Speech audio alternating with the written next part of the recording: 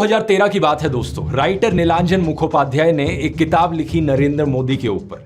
ये एक बायोग्राफी थी। इस किताब में लिखा गया कि कैसे नरेंद्र मोदी जब 6 साल के थे, वडनगर रेलवे स्टेशन पर गुजरात में वो चाय बेचा करते थे। ये चाय बेचने वाला किस्सा तभी से लेकर नरेंद्र मोदी की संघर्ष की कहानी का ये एक मेजर टॉकिंग पॉइंट रहा है। 2015 में जब टाइम मैगजीन ने प्रधानमंत्री मोदी का इंटरव्यू लिया तो उन्होंने बताया कि कैसे वो एक बहुत गरीब परिवार से आते थे, कैसे बचपन में वो चाय बेचा करते थे रेलवे स्टेशन पर। इनकी एग्जैक्ट लाइनें सुनिए। मैं पॉवर्टी में पैदा हुआ हूं, बचपन में मेरा पूरा बचपन पॉवर्टी में बीता है। मेरे लिए पॉवर्टी एक तरीके की पहली इंस्पिरेशन थी मेरी जिंदगी में। लेकिन कितनी सच्चाई है इन बातों में, बहुत से लोगों ने टाइम टू टाइम सवाल उठाए हैं। जैसे कि नरेंद्र मोदी के बचपन की ये फोटो देखिए। वे 1950 यानी 1950 में पैदा हुए थे। क्या उस समय किसी गरीब परिवार में पैदा हुए बच्चे के पास ऐसे कपड़े होंगे? जरा खुद ही सोचकर देखिए। सूट तक पहन रखे हैं इन्होंने अपनी बचपन की फोटोज में। मैं खुद 1994 में एक मिडिल क्लास फैमिली में पैदा हुआ हूं, लेकिन मेरी तो बचपन की ऐसी कोई फोटो नहीं मिलेगी आपको जिसमें मैंने कोई सूट पहन रखा हो। और नरेंद्र मोदी अपने आप को गरीब ही नहीं, बहुत गरीब परिवार का बताते हैं। इंडिया टुडे ने इनकी पुराने घर की एक फोटो पब्लिश करी थी, स्क्रीन पर देखिए। बहुत बड़ा घर नहीं है, लेकिन क्या आपको ये 1950s के किसी बहुत गरीब परिवार का घर दिखता है? परिवार में नरेंद्र मोदी के 5 भाई और 1 बहन है। 2 साल पहले नरेंद्र मोदी के छोटे भाई प्रहलाद मोदी ने कहा था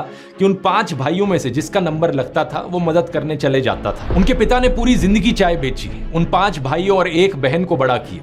इसलिए नरेंद्र मोदी को चाय बेचने वाले का बेटा कहना चाहिए। ये पत्रकारों की गलती है। सब भाइयों ने चाय बेची है, मेरे पिता ने पूरी जिंदगी चाय बेची, पूरी जिंदगी। इसीलिए कहा जाए तो चाय बेचने वाले का बेटा कहना चाहिए, चाय बेचने वाला नहीं कहना चाहिए। ये पत्रकारों की गलती है।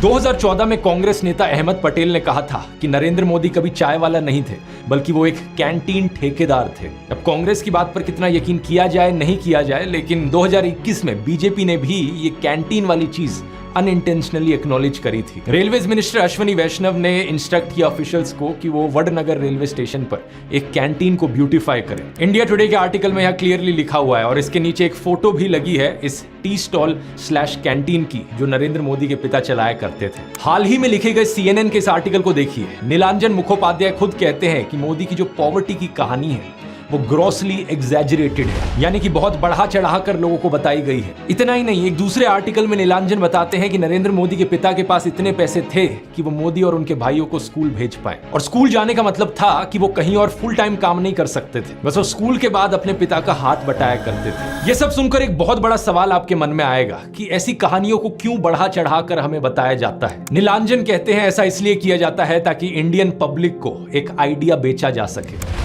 मित्रों, मैं बचपन में रेल के डिब्बे में चाय बेचता था और आज आपके सामने खड़ा हूं।